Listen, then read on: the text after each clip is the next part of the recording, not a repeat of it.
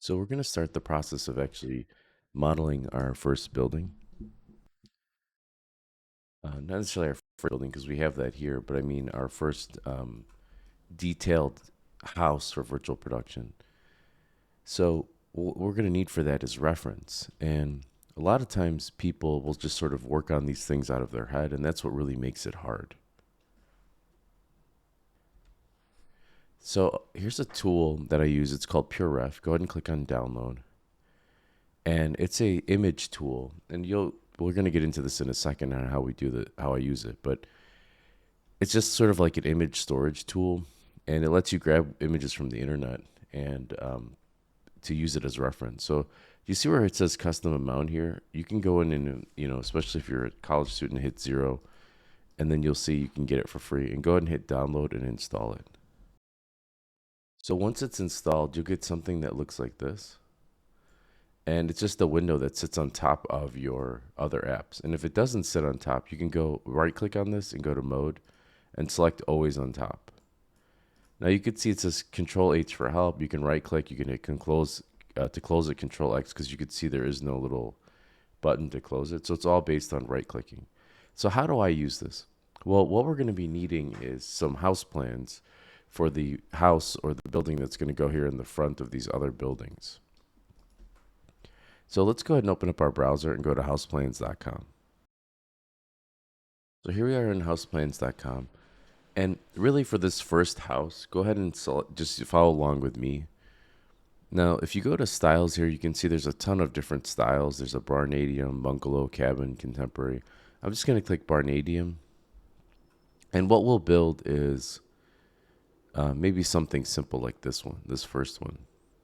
So when you click on it, you could see that they give you all of these different references of the house that you're going from.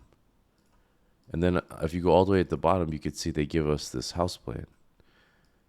So what you can do is from the very bottom is you can right click and you can click copy image and then hit Control V and paste it there.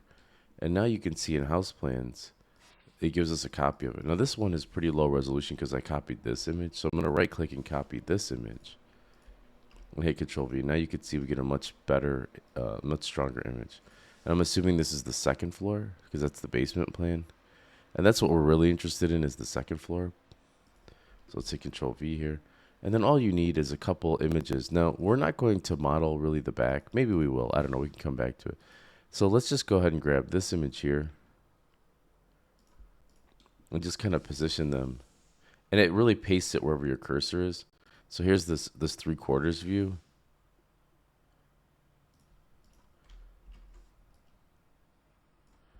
And here's another kind of side view.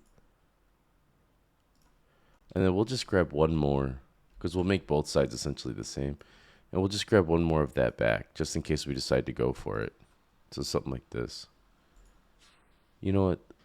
Why not? What the heck? Let's grab both back images just to be safe. So we have this 3/4 and then we have this straight ahead one.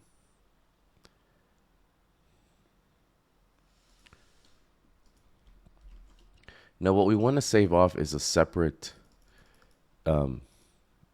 first floor image like this. So I'm going to right click and I'm just going to do save image as, which is right here. And I'm going to save it to my desktop. I'm going to return to Unity. All right, here we are back in Unity. Now, a couple things about PureRef is we have these images. So I'm clicking my middle wheel in to pan around. I could zoom in and out with my wheel here, but what I generally do is I make it pretty tiny. I grab the edges of this window, and I'm holding the right mouse button to kind of pan around here. And this way, I could just kind of go from image to image depending on how I need it, and it's not taking up much screen real estate as I'm working. So I can easily just shift this around. Now, the last thing I'm going to do in this video is I'm going to show you how to import in that texture or that picture and then how to apply it to a plane. So on the art folder here, I'm going to right click. I'm going to create another folder. I'm just going to call it REF for ref. And I'm going to right click import new asset. I'm going to navigate to my desktop and just select that image. So you can see here we have this import button. Just go to your desktop, first floor. And now you can see there's a first floor image here. Now if I go to game object here, 3D object and plane, and I move it a little bit above the ground plane that they give me, like this, I can actually just grab this first floor image and just drop it on top of this plane. And you can see now it appears. And I'm going to hit R to scale this up because I want it to be a pretty decent sized building. And it looks like it is reversed. So on the y-axis, let's make it 180 degrees. I'm going to pull this forward a little bit. And looks like it's a little skewed. So we'll scale it out like this. And then what I'm going to do is I'm just going to grab my puppet, or my armature rather, hit W, and just kind of shift it back.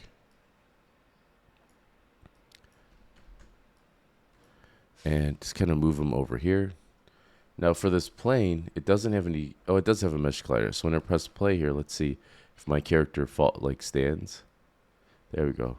Now if your character falls through the floor, let me go ahead and select my armature and hit F to focus. You want to make sure he's a little bit above the ground, like that, so that when you press play, he kind of falls to it. You can see, there we go. I'm walking around, and that looks pretty good. I mean, some of these, like that, like I'm just checking the reference versus the scale of my character. So this reference could be just a tad bit bigger. So I'm just going to hit R to scale that up just a little bit. And I think that's good for now. Let's kind of shift that a little bit forward. These buildings are all, like I said, they're placeholder buildings that we'll place in the background. Looks like we should be attaching those, combining that door to this building. But we'll do that later. Actually, we could just do it this way. This brown door goes to this brick building. And then this brown door goes to this one. And then this brown door is a child of this one. Now I could select the higher thing in the hierarchy and just move those back like that. All right, that's enough for this lesson. And the next one, we're going to do some basic modeling so that we get the shape of this building here.